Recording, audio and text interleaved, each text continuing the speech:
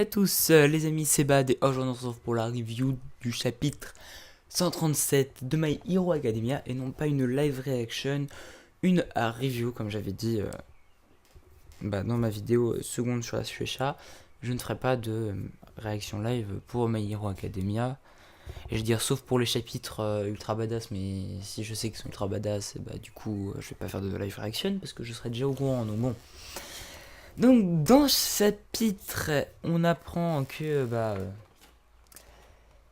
Ochako et Tsuyu seront de la partie lors de l'opération de Eri, on va dire, du sauvetage de Eri. Et du coup, ça fait des héros en plus, donc je pense qu'elles vont avoir un rôle important vu que elles ont été, elles ont été impliquées entre guillemets malgré elles parce que elles étaient avec Midoriya et Tintin. Je l'appelle Tintin, le gars qui il ressemble à Tintin, je trouve, donc je l'appelle comme ça. Midoriya et Tintin, justement, lorsque Eraserhead, Monsieur Aizawa, leur a expliqué en quoi consistait la mission. Donc, ensuite, donc après leur avoir expliqué le plan plus en détail, on voit Midoriya qui est en train de manger, justement, avec Ida et Todoroki. Et on sent que Midoriya n'est pas très très bien parce que je pense, il s'en veut. Je pense qu'il s'en veut de pas avoir agi plus tôt. Et en plus, il ne peut rien dire à ses coéquipiers, justement, Ida et Todoroki. Et donc du coup, c'est pas toujours super ouf. Hein. Donc il peut rien dire à propos de l'opération. Et donc, vu Ida remarque que Izuku, ou Midoriya, comme vous voulez, n'a pas l'air vraiment dans son assiette, et il lui rappelle que les amis c'est important, et que s'il est dans une mauvaise passe, il peut en parler à ses amis. Donc, Izuku leur remercie, mais malheureusement ne peut tout de même rien lui dire, parce que c'est confidentiel. Donc ensuite, on se retrouve 2 jours plus tard, après le petit déjeuner là, et on apprend que l'opération sauvetage d'Eri va commencer. Donc, ok, on se dit voilà. Mais en fait, Eri est dans le QG. Night Eye a réussi à trouver Eri et elle est dans le QG du clan, on va dire, des 8 préceptes, donc les méchants, on va dire, de cet arc-ci. Alors que de base, ils ont enquêté, tous les héros professionnels ont été engagés pour enquêter sur les petites bases, et non le QG, à part 1 ou 2, je crois.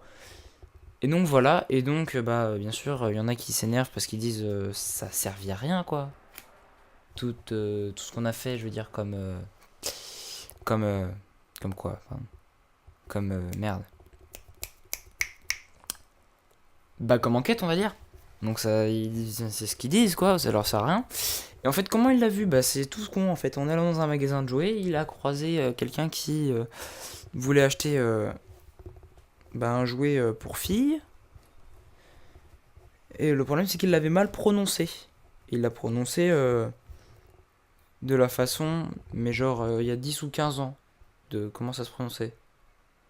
Et donc du coup, Night Eye a eu un doute sur ce personnage et a utilisé son pouvoir de lire dans l'avenir, de voir une heure ou une journée de son avenir, je crois que c'est ça.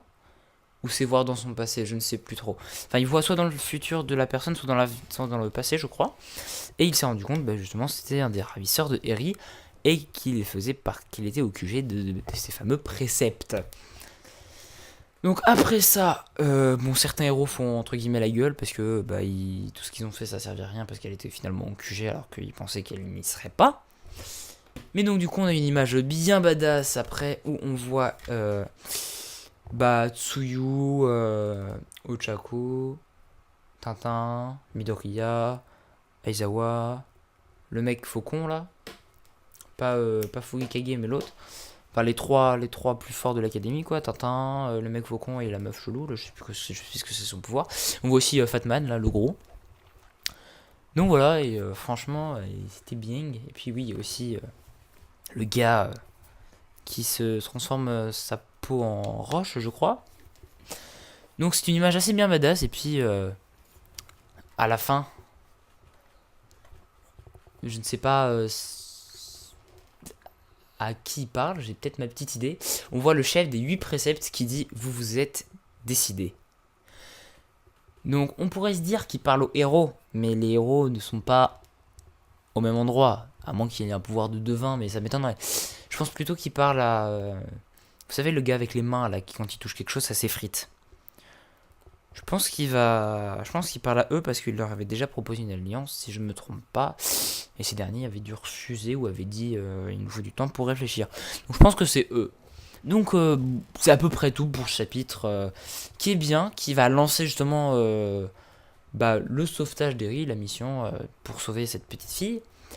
Assez spéciale apparemment. Donc voilà, c'est tout pour ce chapitre. Franchement, il est bien. Mais bon. Sans plus non plus quoi. Donc si vous l'avez lu ou si vous ne l'avez pas encore lu, je vous invite à le lire. N'hésitez pas à liker, à dire dans les commentaires ce que vous en avez pensé. Et ce que vous pensez de qui il parle et peut-être qui va se passer après. Et à vous abonner pour ne pas manquer la suite de mes vidéos. Sur ce, c'était Bad. Bye bye.